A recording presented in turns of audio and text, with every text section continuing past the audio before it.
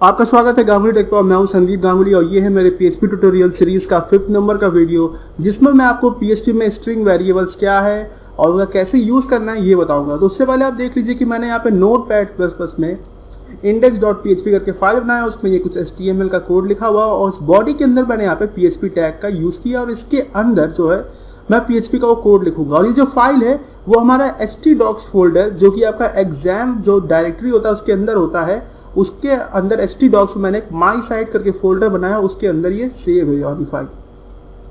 तो सबसे पहले तो हम अपना वेब ब्राउजर ओपन करते हैं और वहाँ पे एड्रेस बार में सबसे पहले हम लोग लोकल होस्ट लिखेंगे और फिर आपको एंटर दबाना होगा। उसके बाद आपका ये माई साइट करके दिखाएगा, फिर आपको उस पर क्लिक करना है और फिर आपका ये पेज खुल के आ जाएगा। और ये वही पेज है जो आपका यहाँ पे index.php है।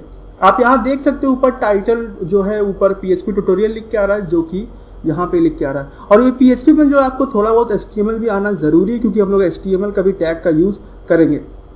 तो अब देखते हैं कि स्ट्रिंग वेरिएबल क्या होता है PHP में।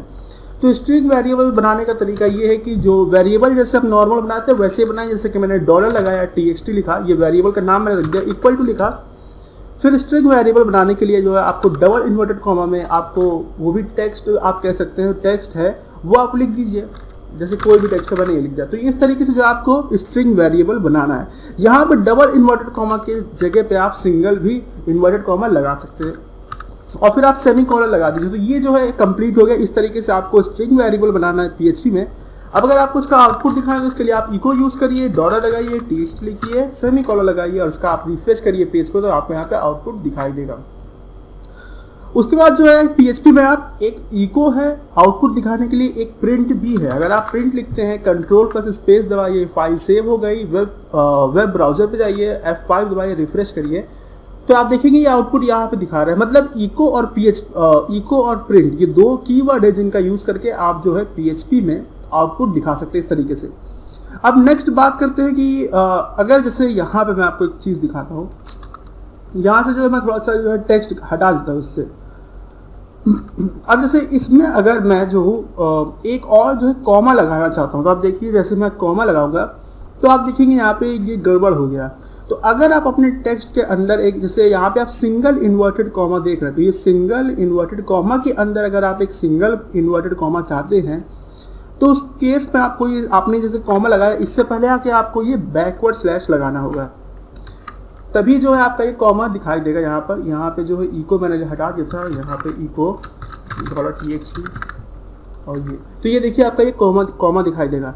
अगर आप सिंगल इन्वर्टेड कॉमा में डबल इन्वर्टेड कॉमा वाला लगाते हैं तो आपको ये बैकवर्ड स्लैश लगाने की ज़रूरत नहीं है। ये देखिए आपका ये आ गया। सेम यही प्रोसीजर है कि अगर आप डबल इन्वर्टेड कॉमा के अंदर जो है ये डबल इन्वर्टेड कॉमा आप चाहते हैं, मतलब इस तरह का, तो उससे पहले आपको बैकवर्ड स्लैश लगाना है। पेज रिफ्रेश करिए तो आपको ये दिखाई देगा। अगर आपको सिंगल लगाना है तो आपको कोई दिक्कत नहीं है। जैसे कि मैंने यहाँ पे सिंगल लगाया तो कोई दिक्कत नहीं, तो नॉर्मली दिख जाएगा। लेकिन अगर मैं डबल लगाता हूँ और जो है Ctrl+स्पेस दबाया, मैंने फाइल सेव कर ली और अगर मैंने बैकवर्ड स्लैश यहाँ पर नहीं लगाया तो क्या होगा वो भी देख लीजिए। जैसे मैं पेज रिफ्रेश करूँगा तो ये देखिए यहाँ पे एक एरर आ गई और इसको ठीक करने के लिए आपको बैकवर्ड स्लैश लगाना है। Ctrl+स्पेस दबाइए, फाइल सेव कर लीजिए, वेब पेज को रिफ्रेश करिए और ये आपका आ गया। अब नेक्स्ट चीज़ बात करते हैं कि स्ट्रिंग कंकैटिनेशन क्या है। तो मान लीजिए मेरे पास एक स्ट्रिंग है, जैसे मैंने डाला जिसका नाम है 1 है, इक्वल टू, मैंने इसमें कोई भी वैल्यू दी जैसे कि ये है, और उसके बाद फिर मैंने एक और स्ट्रिंग बनाया जिसका नाम मैंने 2 रख दिया। उसमें भी कुछ टेक्स्ट मैंने स्टोर करा दिया और यहाँ पे ये आपका हो गया। तो ये जो है आपके 2 स्ट्रिंग हो गए। अब अगर कंकैटिनेशन का मतलब ये होता है कि अगर आप इन 2 स्ट्रिंग को ऐड करना चाहते हैं, जैसे कि आप नंबर्स को, इंटीजर नंबर को आप ऐड करते हैं तो आप प्लस का यूज़ करते हैं, लेकिन स्ट्रिंग के केस में आपको डॉट का यूज़ करना है। मतलब आप इको लिखिए, आप जो है डॉलर लगाइए, 1 लिखिए, फिर आप डॉट लिखिए, फिर आप डॉलर लगाइए, फिर आप 2 लिखिए, सेमीकोलन लगाइए। तो इस तरीके से ये जो दोनों स्ट्रिंग है दोनों ऐड होके आएगी। पेज को रिफ्रेश करिए तो आप देखिए ये ऐड होके स्ट्रिंग आ रही है। इसे जो है कंकैटिनेशन ऑपरेटर कहा जाता है और इसको आप जो है मतलब यूज़ कर सकते हैं। और ये केवल जो स्ट्रिंग के केस में ही होगा। जैसे कि मैं यहाँ पे इको में खुद से कुछ स्ट्रिंग बना देता हूँ। जैसे कि मैंने यहाँ पे स्ट्रिंग बनाया, स्पेस दे दिया, फिर मैंने डॉट लगाया, फिर मैंने यहाँ पे लगाया और फिर जो है मैं यहाँ पे कुछ और टेक्स्ट लिख देता हूँ। तो फिर आप देखेंगे यहाँ पे ये दोनों जुड़ के आएगा। मतलब ये कंकैटिनेशन ऑपरेटर का है, आपको इस तरीके से इसका यूज़ करना है, क्योंकि हम लोग इसको जो आगे के वीडियोस में यूज़ करेंगे। तो इस तरीके से आपको स्ट्रिंग का है। और स्ट्रिंग में जो है आपके PHP के स्ट्रिंग जो है, इसमें कुछ PHP में इनबिल्ट फंक्शन भी है, जैसे आप हेल्पर फंक्शन भी कह सकते हैं स्ट्रिंग के लिए, जिसकी जैसे कि अगर आपने C पढ़ा होगा तो उसमें आपने str_len देखा होगा, strcmp देखा होगा, जो कि कंपेयर के लिए होता है। तो हम लोग यहाँ पे जो है लेन वाला देखते हैं, जो कि हमें लेंथ देगा, इस स्ट्रिंग की जो हमको लेंथ बताएगा।